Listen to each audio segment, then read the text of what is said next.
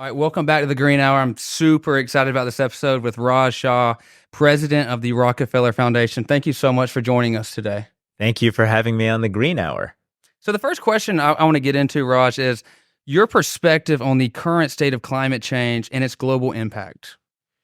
Well, I think there's a big global assessment taking place right now that's pretty clear that we're about to blow through all of the Paris targets and all the things people celebrated as historic achievements for saving our planet. And we're blowing through all that much faster than most people realize, and things that are irreversible, like melting of Antarctic ice or the degree of acidification in the oceans. Those things are more scientific and technical, but we're blowing past all those milestones as well. And the thing that is really scary is all this stuff is irreversible. So, when you see that this past year, the Canadian wildfires, which normally are 4% of global carbon emissions, this year will be 27% global carbon emissions. In Libya, 20,000 people perished through the floods. In Maui, Americans are dying because we are unable to handle the consequences of climate change. So it's pretty dire, it's pretty bad, and it's going to get a lot worse unless we all do something very differently. So we talk about Canada, we talk about the U.S., but really, can you talk about the challenges posed by climate change, especially on developing nations? Because we know, like in Maui, we have funding, we have resources to help in the cause, but on these developing countries, what are the challenges posed? Well, actually, I'm so glad you asked that question because it's the question really nobody ever asks. And the reality is, at the predicted levels of warming, 2.6 to 2.9 degrees, an additional billion people will be hungry. Crop production will go down in some of the more vulnerable production environments by as much as 30% or more.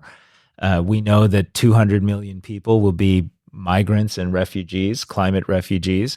And frankly, I've been fighting hunger abroad for a very long time. And the one thing we always see when we fight hunger is when you have episodes of hunger, especially that are concentrated and that reach younger people, that's what causes conflict. It's what causes instability, and it's what causes violence because, people can't live that way. So I think unless we do something very differently, we're going to live in a less stable world and a more dangerous one.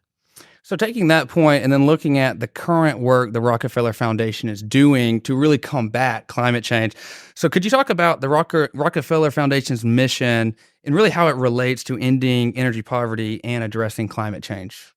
Well, our mission was actually crafted by John D. Rockefeller Sr.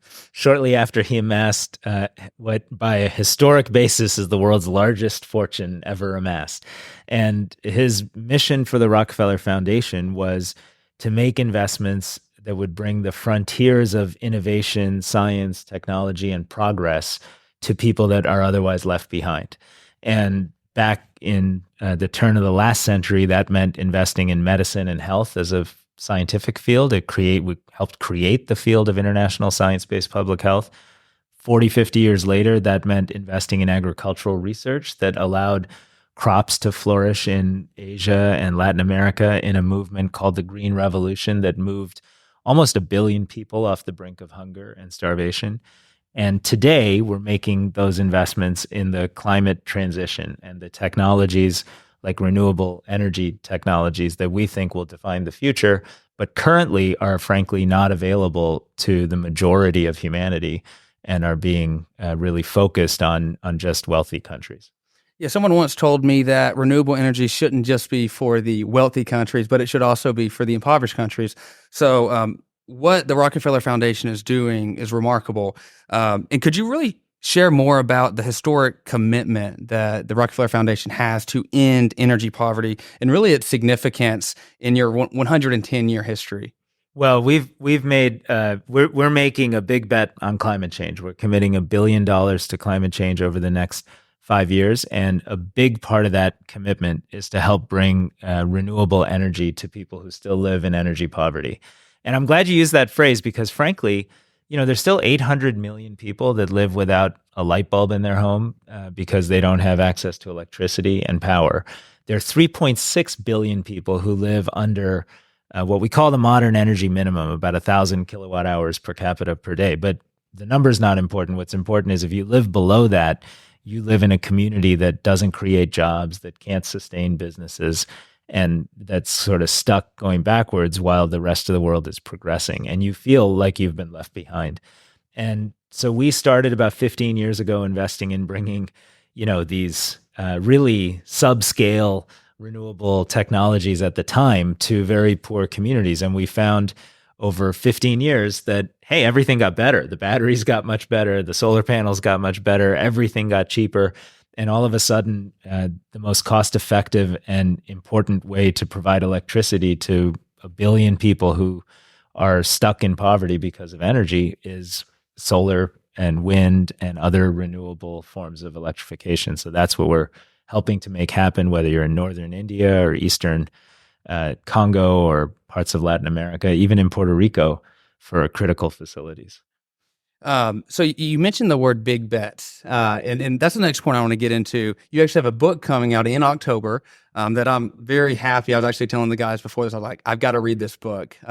But your book, Big Bets, A Journey of Transformational Change. What is the core philosophy behind this book? Well, Big Bets is really about us as individuals and all of us together as society having a high ambition for making humanity a better place. And I find I have had the really unique experience to work with Bill and Melinda Gates when they set up their foundation and said, I wonder if we could immunize every single child on the planet in order to prevent kids from dying under the age of 5 from simple diseases. And then I worked with President Obama when the Haiti earthquake happened, and he said, look, this is just 2 hours from our shore, and 250,000 people died in an instant. And we as America have to do everything we can to show our moral values and our humanitarian values in this time.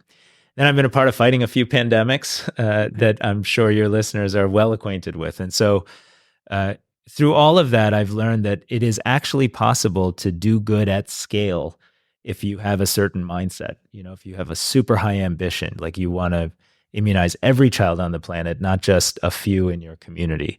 I've learned that you need to be able to work with unlikely partners. When I was in government, I brought together Republicans and Democrats, people who rarely got together, but we traveled together, we learned from each other, we prayed together in some settings, told jokes together in others. And by building those bonds of friendship and understanding, we were able to pass some major pieces of legislation that helped feed hundreds of millions of people around the world. And I learned through all of that you always have to kind of measure results with persistence. A lot of people think when you do charitable work, it's just good enough to be doing good.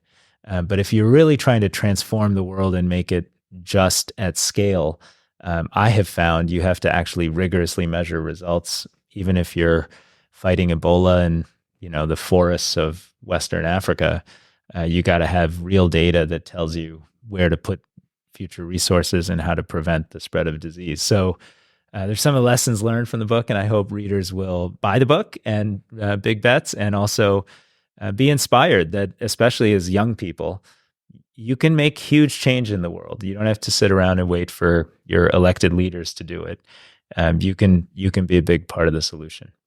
Well, Raj, thank you so much for coming on the Green Hour today. This has been an enlightening conversation, and I can't wait to share this with our listeners.